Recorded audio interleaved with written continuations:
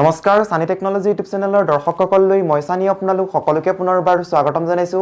তো দৰ্শকসকল আজি সন্ধিয়া আপোনালোকৰ বাবে বহুকেইটা গুৰুত্বপূৰ্ণ খবৰ লৈ আহিছো। গোটেইকেইটা খবৰে আপোনালোকৰ বাবে বহুতেই গুৰুত্বপূৰ্ণ। তো সম্পূৰ্ণকৈ ভিডিঅ'টো শেষলৈকে স্কিপ নকৰাকৈ চাই থাকক। তো দৰ্শকসকল এতিয়ালৈকে যদি ভিডিঅ'টো লাইক কৰা নাই প্লিজ এটা লাইক কৰিব, ভিডিঅ'টো শ্বেয়াৰ কৰিব আপোনালোকৰ ফ্ৰেণ্ডসকলৰ মাজত, আৰু এতিয়ালৈকে যদি চেনেলটো সাবস্ক্ৰাইব কৰা নাই তলত থকা যোনটো সাবস্ক্ৰাইব বটন আছে তাতে ক্লিক কৰি সাবস্ক্ৰাইব কৰি সাইডত থকা যিটো বেল আইকন আছে প্ৰেছ কৰি অল অপচনটো ক্লিক কৰিব।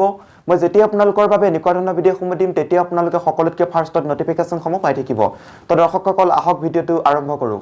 দৰ্শকসকল আজিৰ প্ৰথমটো খবৰে হৈছে এটা গুৰুত্বপূৰ্ণ খবৰ। এতিয়াৰ পৰা সমষ্টিয়ে ঘূৰিব বিজেপিৰ ভিডিঅ' ৰথ। চালকৰ আসনত বহি উদ্বোধন কৰিলে মুখ্যমন্ত্ৰী সৰ্বানন্দ সোণোৱালে।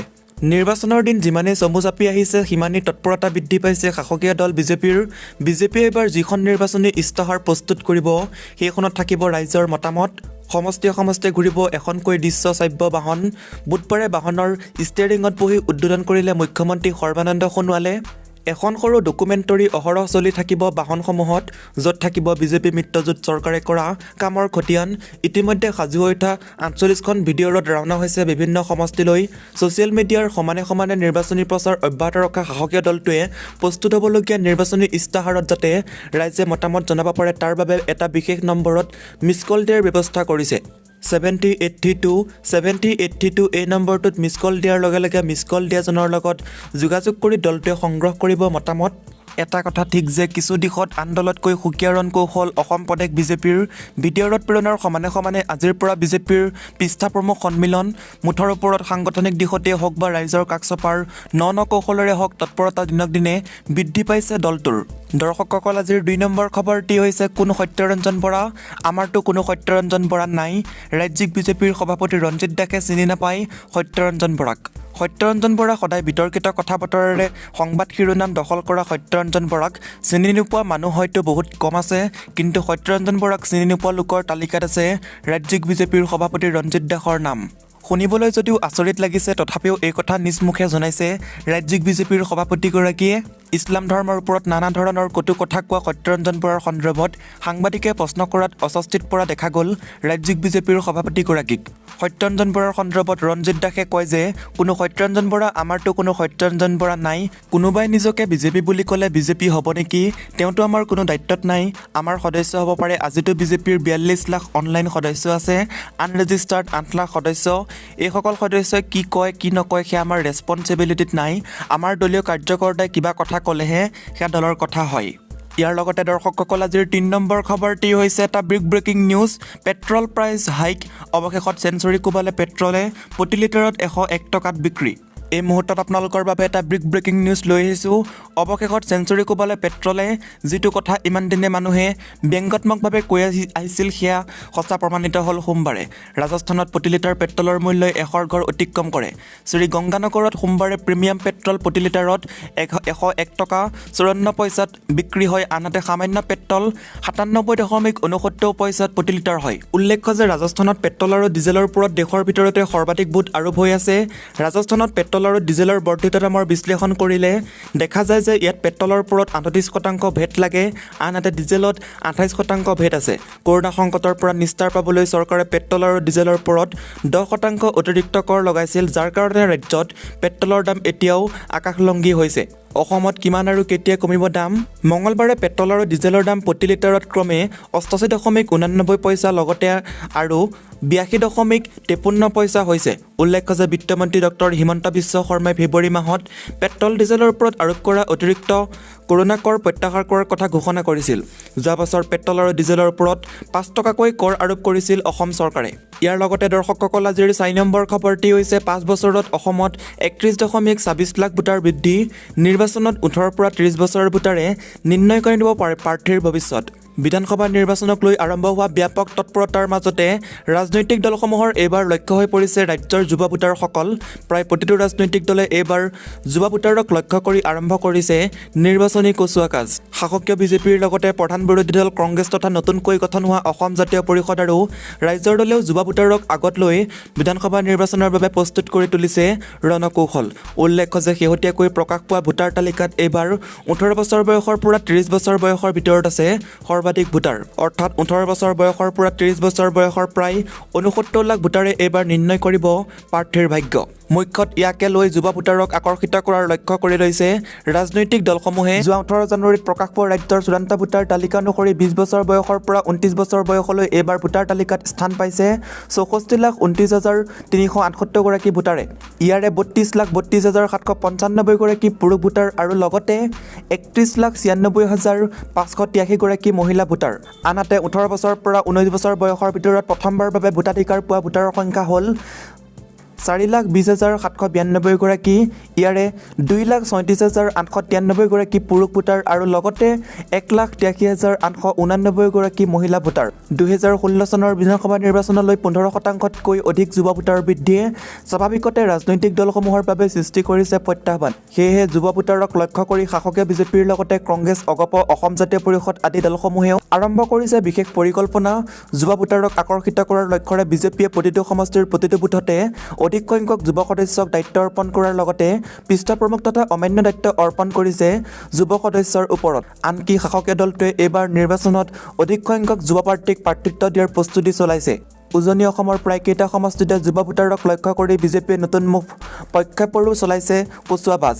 আনহাতে কংগ্ৰেছ যুৱ ভোটাৰক আকৰ্ষণ কৰাৰ লক্ষ্যৰে শেহতীয়াকৈ কেইবাটাও কাৰ্যসূচী গ্ৰহণ কৰাৰ লগতে নিৰ্বাচনত যুৱ প্ৰাৰ্থীক অগ্ৰাধিকাৰ দিয়াৰো পৰিকল্পনা কৰিছে। লক্ষণীয়ভাৱে শেহতীয়াকৈ প্ৰকাশ পোৱা ভোটাৰ তালিকাত 30 বছৰ বয়সৰ পৰা 39 বছৰ বয়সৰ ভোটাৰ সংখ্যা হ'ল 56,69,880 জন।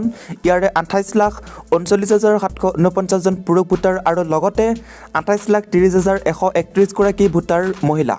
একেদৰে 40 বছৰ বয়সৰ পৰা 49 বছৰ বয়সৰ ভিতৰৰ ভোটাৰ আছে 45,12,065 জন। ইয়াৰে 22,53,858 গৰাকী পুৰুষ ভোটাৰ আৰু 22,58,207 গৰাকী মহিলা ভোটাৰ।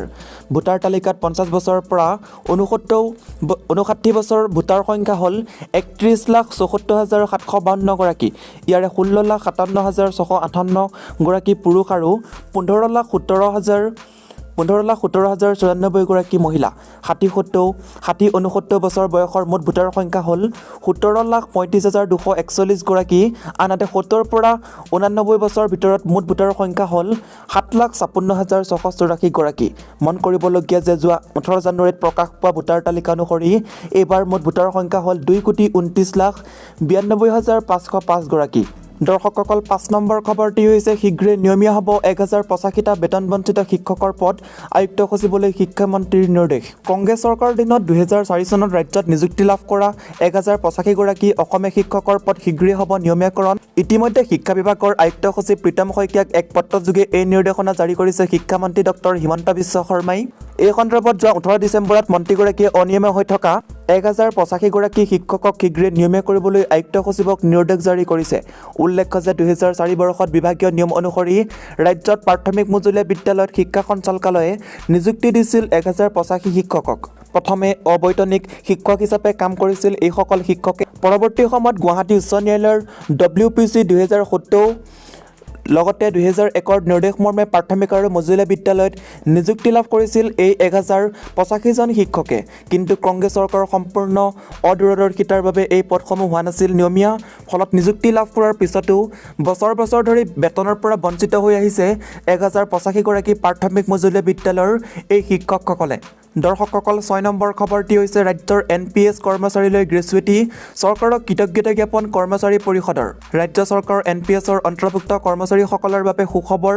সদৌ অসম কৰ্মচাৰী পৰিষদে জনোৱা আবেদনেৰে মুখ্যমন্ত্ৰী সৰ্বানন্দ সোণোৱাল আৰু বিত্তমন্ত্ৰী ডক্টৰ হিমন্ত বিশ্ব শৰ্মাৰ সৈতে অনুষ্ঠিত আলোচনাৰ সিদ্ধান্ত মৰ্মে ৰাজ্য চৰকাৰে NPSৰ অন্তৰ্ভুক্ত কৰ্মচাৰীৰ বাবে অৱসৰকালীন গ্ৰেচুইটিৰ ব্যৱস্থা পৰিৱৰ্তনৰ বাবে অনুমোদন জনাইছে। কৰ্মচাৰী পৰিষদৰ সভাপতি প্ৰদীপ দত্ত আৰু সাধাৰণ সম্পাদক মৃণাল দাসে এক বিবৃতিত কয় যে নতুন ৰাষ্ট্ৰীয় পেঞ্চন নীতিৰ আওতাত থকা কৰ্মচাৰীসকলক অৱসৰৰ পাছত গ্ৰেচুইটি প্ৰদানৰ সিদ্ধান্ত গ্ৰহণৰ ফলত একাংশ কৰ্মচাৰী তৎকালে উপকৃত হ'ব। বিশেষকৈ যোৱা 2013 বৰ্ষত অসম চৰকাৰে এক সিদ্ধান্ত মৰ্মে প্ৰাদেশিকৰণ কৰা বিদ্যালয়ৰ শিক্ষক কৰ্মচাৰীসকল আৰু বিভিন্ন বিভাগত অস্থায়ী ভিত্তিত কৰ্মৰত যিসকল কৰ্মচাৰী চাকৰি 2005 চনৰ পাছত নিয়মীয়াকৰণ কৰা হৈছিল সেইসকল কৰ্মচাৰী বিশেষভাৱে লাভৱান হ'ব। কাৰণ তেনে প্ৰক্ৰিয়াৰে নিয়মীয়া নিযুক্তি লাভ কৰা বহুসংখ্যক কৰ্মচাৰীৰ অৱসৰ গ্ৰহণৰ সময় সমাগত আৰু সেইসকল কৰ্মচাৰীয়ে প্ৰথমে অৱসৰ গ্ৰহণৰ সময়ত এক সন্তোষজনক আৰ্থিক সকাহ পাবলৈ সক্ষম হ'ব।